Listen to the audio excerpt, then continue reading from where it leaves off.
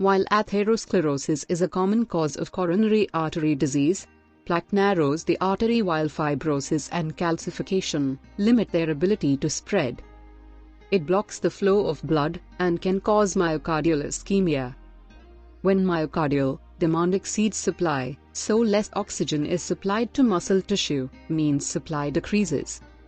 For example, with exercise or other stressors, ischemia can cause a squeezing or stabbing pain in the chest ca. With angina, the pain may spread to the left arm and neck. Women may experience jaw or back pain. Ischemia cardiac output may also reduce and can cause prolonged myocardial damage and infarction. Hypertension is chronic or intermittent high blood pressure. Primary or essential hypertension arises from a combination of factors, possibly related to genetics, diet and lifestyle that lead to an increase in vessel resistance, cardiac output, or both. Secondary hypertension results from another disorder such as kidney disease. Struggling kidneys may reabsorb more sodium and water, increasing blood volume and cardiac output, and they may trigger vessel constriction. Prolonged hypertension increases cardiac workload and myocardial demand. This can lead to ventricular hypertrophy and eventually will overload and heart failure. Hypertension can also damage blood vessels, leading to complications such as kidney damage, vision trouble, and stroke. The heart normally beats 60 to 100 times in a minute, but a typical heart conduction generates abnormal rates or rhythms called arrhythmias. Heart rate varies with activity, but when the sino-atrial node's firing rate changes abnormally, inus arrhythmias occur. Tachycardia is above beats per minute and bradycardia when lowers to 6 beats per minute. Each reduced stroke volume and can lower cardiac output. Ray entrance circuit arrhythmias form when electrical impulses travel in circular pathways causing repeated stimulation. Heart block arrhythmia, as are caused by obstructions in the conduction system that delay or stop electrical signals, unlike with normal heart conduction.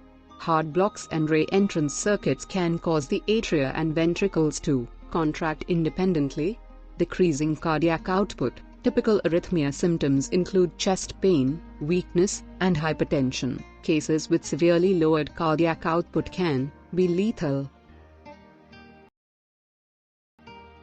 Healthy heart can expand and contract freely within the pericardium.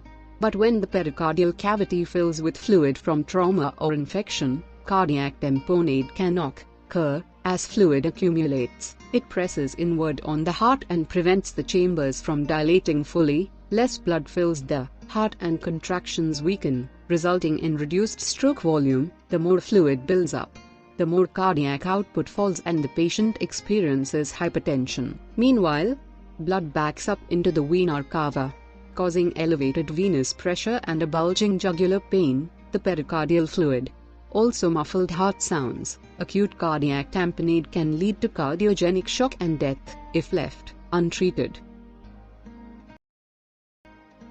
The mitral valve or the bicuspid valve is one of the 4 heart valves.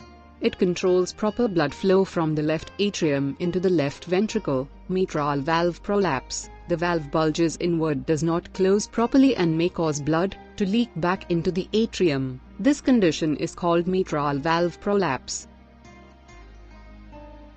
Heart failure occurs when the heart cannot sustain a high enough cardiac output as to fulfill the requirements of body tissues. It can be caused by disorders that inhibit ventricular ejection, such as myocardial infarction or aortic stenosis, or by disorders that limit ventricular filling such as mitral valve insufficiency or cardiac tempo. The nerves and cardiovascular systems may respond to the drop in blood flow by increasing heart rate and by constricting vessels to increase venous return. The kidneys may retain more sodium and water to increase blood volume and pressure. These compensatory responses may restore adequate cardiac output, but do so by increasing the workload of healthy myocardial tissue. If the underlying disorder progresses, compensatory responses may overload the muscle, causing a sharp decline in contractility and cardiac output that can lead to life-threatening shock. Prolonged or severe drop in blood supply to myocardial tissue can cause an infarction or heart attack. Coronary artery disease is the usual culprit, and atherosclerotic plaque can rupture, form a thrombus, and significantly obstruct oxygenated blood flow. Myocardial tissue served by the blocked artery suffers ischemia progressing to necrosis. The loss of functional muscle tissue can impair ventricular contractility and lower stroke volume. This can lead to heart failure with a drop in cardiac output that may further endanger myocardial supply and muscle.